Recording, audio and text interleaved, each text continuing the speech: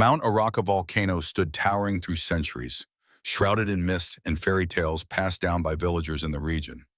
Legend said that deep within the mountain, a giant stone dragon slept, sealed by ancient wizards after the final battle against the forces of darkness. Elder Taro, the village chief of Mizaki, often told the children, "As long as the mountain remains silent, we will be at peace."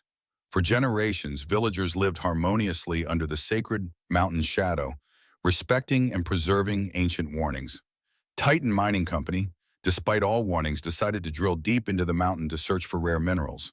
Director Marcus Reynolds declared, "The minerals in Araka will bring billions of dollars and breakthroughs for the global clean energy industry." The day the drill penetrated the oldest rock layer, the ground shook violently. No one knew they had just awakened something that had been sleeping for centuries. After the seismic incident, workers on the mountain began hearing strange echoes at night.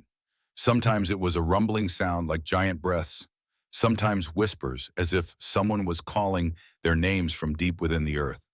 Anna Mizuno, a young geological engineer with indigenous blood, noticed the seismic monitors recording rhythmic patterns, like the heartbeat of a living creature. She began to suspect that what they were excavating wasn't merely rocks and minerals. These fluctuations occur every 72 seconds. Frighteningly precise, she explained to her colleague. No natural phenomenon creates such a regular pattern. In her increasingly frequent nightmares, Anna saw a pair of fiery eyes opening in the deep darkness. But unlike others, she felt no fear. She sensed a mysterious connection with the creature inside the mountain. Just 1 week later, the biggest explosion in the mine's history occurred. A giant crack split the ground, spewing fire and ash. Through the dense smoke, the silhouette of the stone dragon appeared. Massive, fierce, its entire body encased in glowing red magma. It let out a roar, a sound that reverberated throughout the mountain range.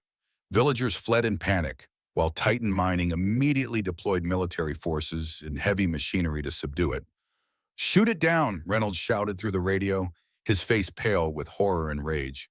But all efforts were futile. Artillery only made the beast angrier. It moved slowly but surely, like a part of the mountain coming to life, stepping into the light after centuries of sleep. Under each of its footsteps, the ground shook and magma flowed like blood. Anna stood in awe watching the legendary creature. Realizing that the stories she had heard were not just myths, Anna escaped from the mine site and sought out her grandfather, a scholar specializing in mythology. He flipped through dusty, ancient books, showing her a map with ancient sealing symbols. "The stone dragon is not an evil creature," her grandfather explained. "It is the guardian of the balance between heaven and earth. The ancient seal was not meant to imprison it forever, but to keep it asleep until humans abuse their power." In the yellowed pages, Anna found instructions about the ancient sealing ritual, complex symbols carved on stone, spells in a lost language, and the location of the sacred temple atop Araka, where the seal was once established. Now Anna's mission was not just to survive, but to find a way to restore the seal before the volcano completely erupted and the stone dragon released all of its destructive power. Anna and a small group who trusted her began the arduous journey up Mount Araka. The group included Elder Taro, Jake, the only colleague who believed her, and May, a young woman from Mizaki village who had learned ancient arts from her grandmother. The path up the mountain was now more dangerous than ever. Continuous tremors caused rock slides, while abnormally high temperatures made the air stifling and difficult to breathe. The stone dragon grew stronger with each passing moment, every step it took causing the ground to shake violently. Magma flowed out, threatening to engulf the town below. "How much time do we have left?" Jake anxiously asked as they stopped to rest. "Not much," Anna replied, her eyes fixed on the glowing horizon. "When the sun sets, the seal will completely shatter, and nothing will be able to stop it anymore." Amidst firestorms and ash, Anna found the ruins of the ancient temple where the seal was once established.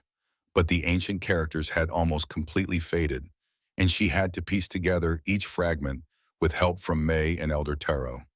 Just as the sun touched the horizon, the stone dragon appeared before them.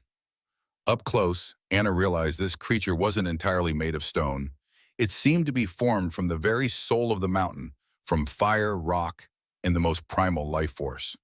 When the stone dragon approached the temple, Anna stood facing it, holding the newly restored sealing charm. In that moment, she felt the scorching, hot breath of the gigantic creature. But instead of delivering a fatal blow, the dragon paused, its deep eyes piercing into Anna, as if recognizing something. With all her courage, Anna recited the final incantation. A blinding light erupted, enveloping the massive body of the dragon. It gradually dissolved into the rock. The magma cooled, and the mountain fell back into silence, as if nothing had ever happened. As the new dawn broke, the villagers of Mizaki cautiously returned to their homes. Mount Araka stood in place again, but something had changed. Around the mountain slopes, new hot springs emerged, carrying healing minerals. The vegetation grew greener, and the air was filled with gentle warmth. Titan mining was forced to withdraw forever, their facility completely destroyed in the disaster.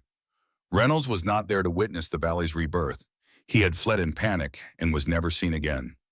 Anna decided to stay in Mizaki. She became the keeper of knowledge about Mount Araka, passing down the story and lessons to the next generation. Each evening, she told children about the stone dragon and nature's fragile balance. The mountain is still alive, she told them, and it still breathes. We must learn to listen and respect its breath. Sometimes on quiet nights, Anna could feel the steady pulse from within the earth, once every 72 seconds, as if a reminder that ancient powers still slept, waiting and watching.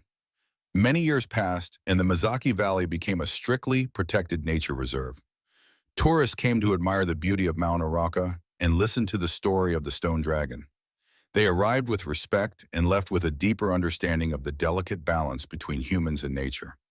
Anna, now an elderly woman, still often sat on the hilltop looking out at Mount Araka. Sometimes she dreamed of the fiery eyes and the feeling of the hot breath of the stone dragon. In these dreams, it was not an enemy, but an ancient friend, a protector, a part of the living earth itself. She smiled as she watched the sunlight reflect off the mountain peak. The most important lesson remained there, simple and profound. Never awaken the breath of the mountain, but always listen to and respect it.